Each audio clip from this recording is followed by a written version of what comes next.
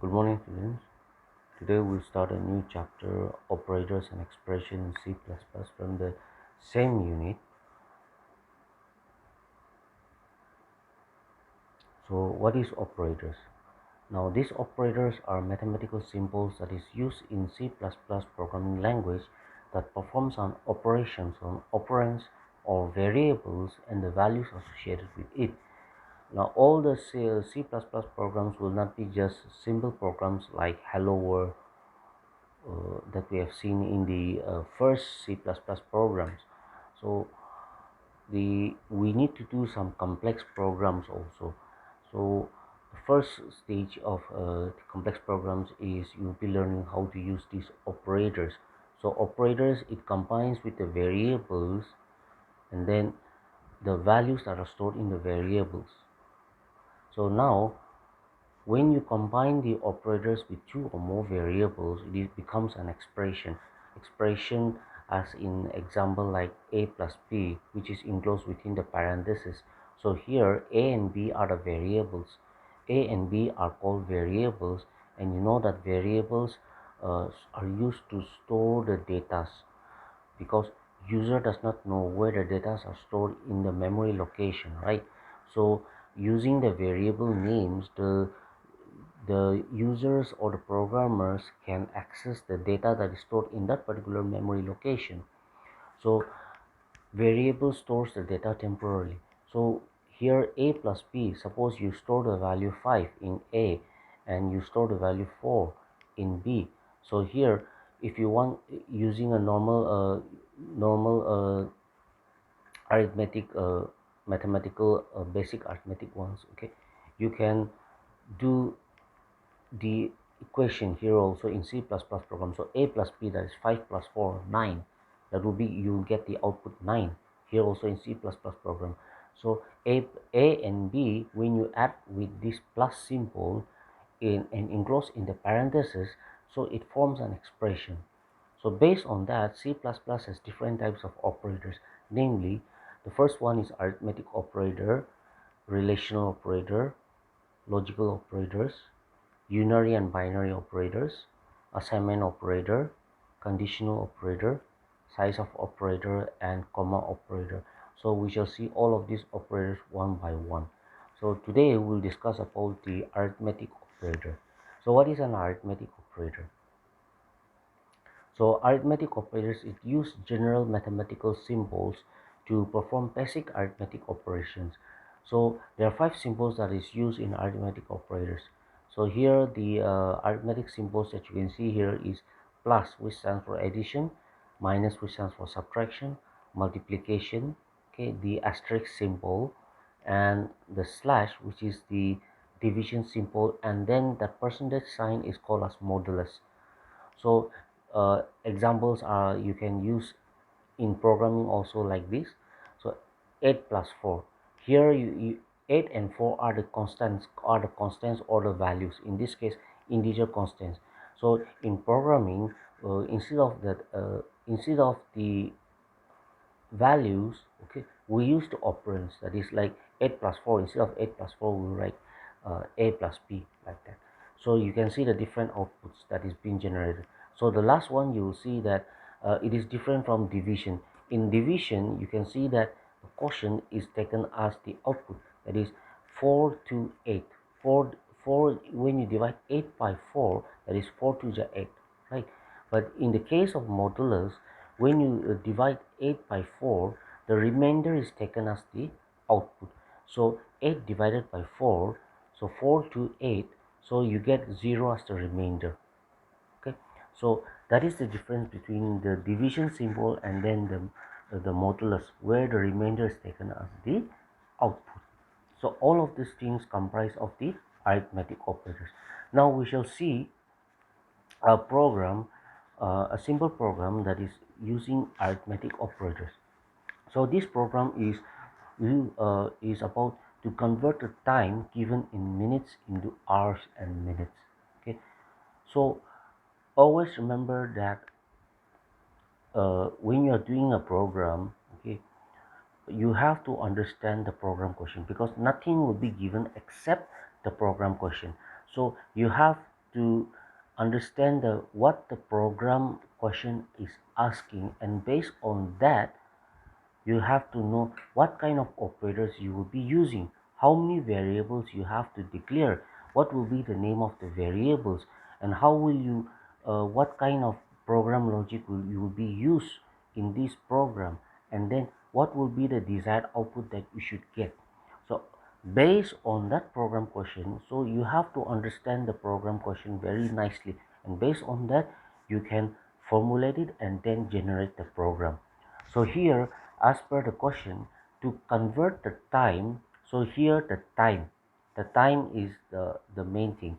The time given in minutes. So given in minutes, which means that already the input value is given, the input value has to be entered, okay, given in minutes into hours and minutes.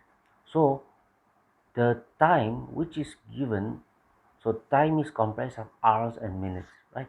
So the time which is given in minutes, so the input value has to be in the form of minutes, that is say like 90 minutes, 60 minutes, 120 minutes, and so on. So the time format is given in minutes, example 90 minutes. You have to convert that into hours and then into minutes. So into hours and minutes. So as I said that in C++ program, okay, the execution of the formula is different from maths. So if you do it the same way as you do it in maths equation, then it will result in logical errors. So here what we do is that we split the program logic into two parts. First, the formula has to be given for hours, and then in the second case into minutes. So the time that is given, that is 90 minutes, has to be split up into displayed into two outputs, one for hour, so one for hour, so hour formula, and the other for minutes, so minutes formula. So based on that, you will see that in the program the formula logic is divided into two parts. So based on that, you can see that from the program question you have to declare one variable for the input value, and another variable to store the r value, and another variable to store the minute value.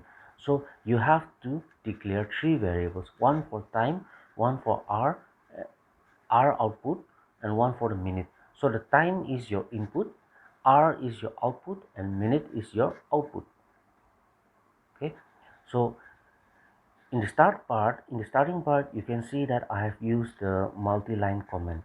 So multi-line comments are mostly used at the beginning of the program to tell the programmers what this program is about. So here you can see that program to convert time given in minutes into hours and minutes. Different also comments can be used, written using this multi-line comment. You can also use the single line comment if you want, instead of the multi-line comment also, that is the double slash. So multi-line comments are mostly written at top, and it should not be written in the program, inside the program, otherwise it will result in error. So always the program starts with the header file, that is the hashtag include iostream.h. So this, the hashtag, it is the preprocessor directory which tells the compiler to search for the iostream file, that is the file name is iostream, input output stream. So this iostream means input output stream, which is your cout and cin. So here the definitions or explanations of cout, what is cout and cin, is written in this iostream file. So this iostream is a header file, which is that's why we have that .h. H stands for header file, and the iostream file is always enclosed within these angular brackets, which we have seen in the first chapters. So the angular brackets that is used, instead of that we can also use the double quotes, but the most conventional use is the angular brackets. So the preprocessor directory tells the compiler to search for the file iostream.h from from the include directory. Okay, so from the include directory. So before the program, once this is the source code, so the program that is written here is called as the source code or the source file.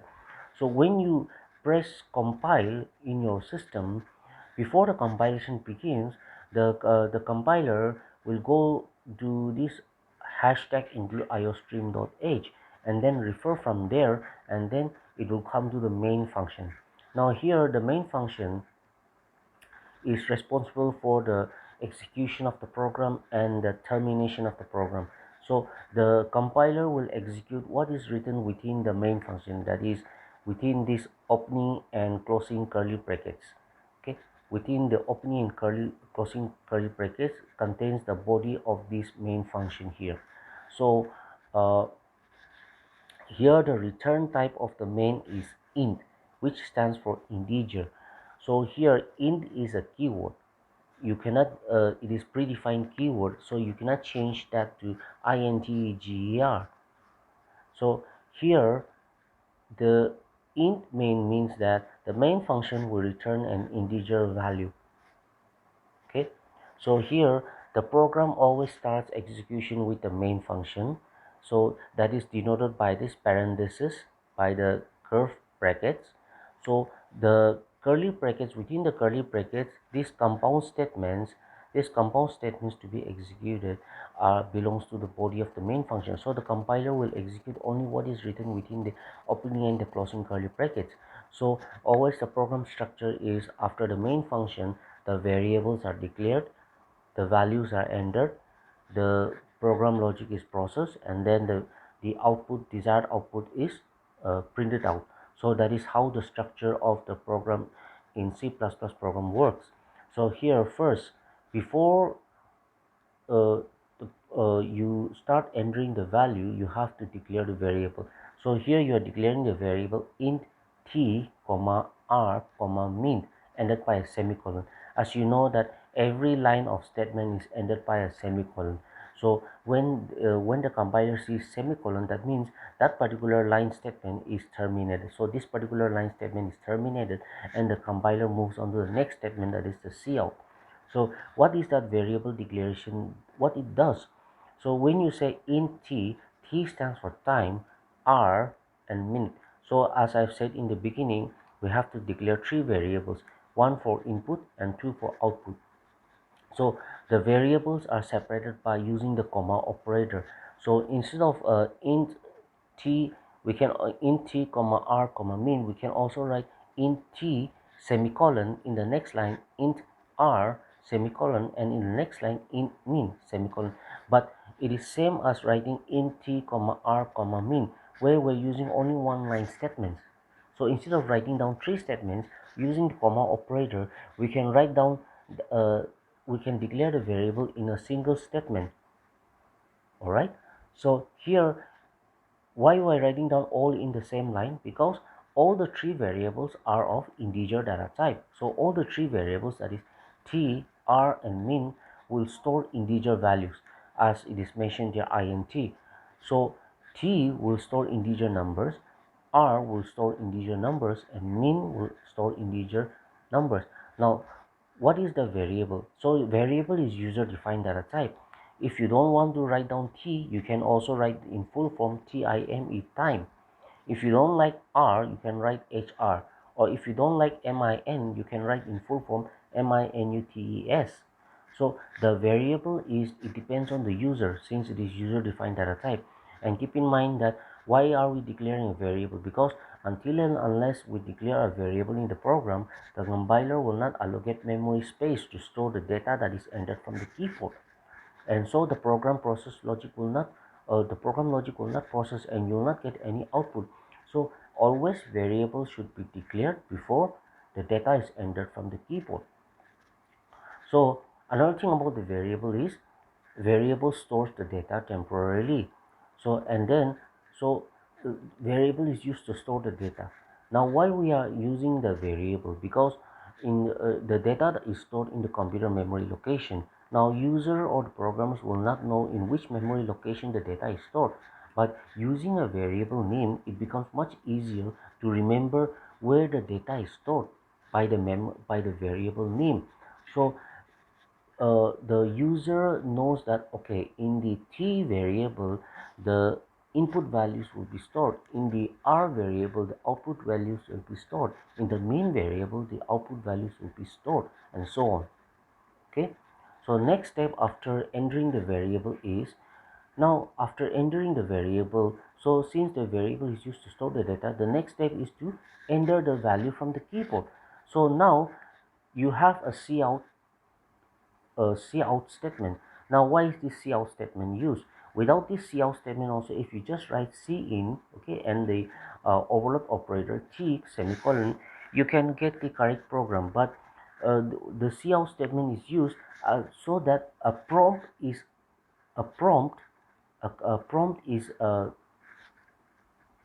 entered from the displayed from the computer screen, so that the user will know what value to enter. So here the computer screen is asking, enter the time in minutes. So only then the user will know, okay, I have to enter the time in minutes format. All right, so that is why the cout uh, statement is written here. So cout is your standard output stream. So cout is your standard output stream, and using the overload operator, that is the angular bracket, and within the double quotes are the strings. So these string values, the compiler will simply print it out as it is, that is enter the time in minutes. And you can see that after the minutes, that equal to and that angular bracket, the compiler ignores and simply prints it out. As you can see, you use the escape sequence character, that is /t, that is one tap space, and /n that is new line, which means that after this statement is done, the next statement will be, or the next output will be entered into the next line. That means the cursor will move on to the next line. That is just like pressing enter, so that the cursor will move to the next line. All right, so now after the command prompt is given enter the time in minutes, the next step is to enter from the keyboard, or to accept the value from the keyboard. So now the C input stream, that is from the keyboard, the value is transferred using the overload operator, follow the direction of the arrow from left to right, and then stored in the variable t. So if you enter 90, 90 will be stored in the variable t. So again it ends with a semicolon, so which means that particular line statement is done. And so the next step is, after entering the value, what is the next step to be done? To process the logic, that means the program formula. So first thing is that we have to display the time given in minutes into hours. So that's why the program logic is r equals to t divided by 60. So here, if you divide 90 by 60, you get the quotient as 1. So if you go back to the arithmetic operator, you can see that 3 divided by division and modulus is different, right? So here 1 will be your output, so that 1 will be stored in the variable r, that is by using the assignment operator equal to. So from right to left, okay, 3 divided by 60, which you get 1, will be assigned to the variable r, so that r variable will store the value 1.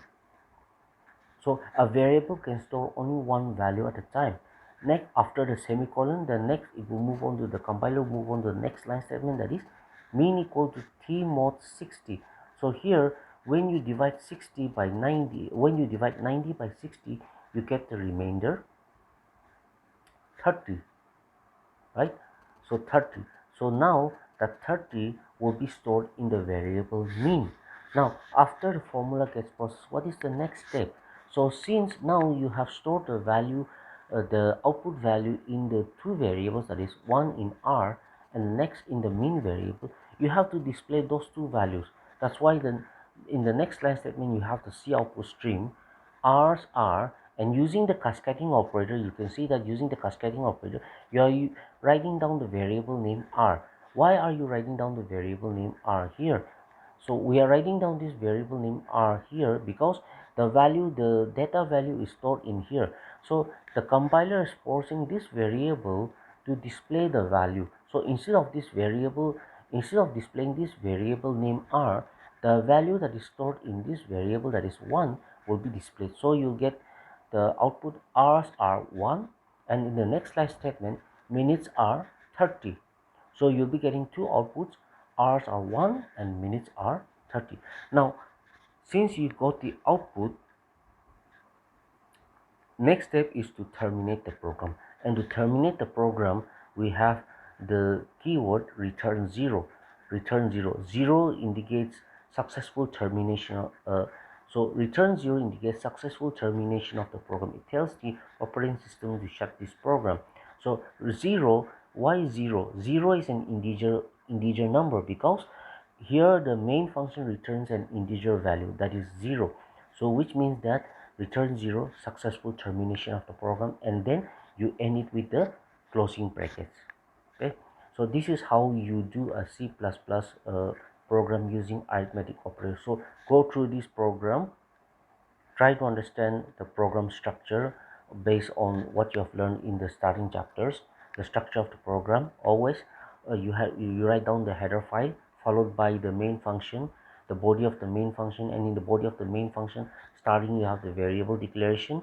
Then you enter the prompt is given where you enter the value, the program logic is performed, and then you display the output, and then the program gets terminated. All right, so today we'll stop in this. Next we'll start with the relational operators. Okay.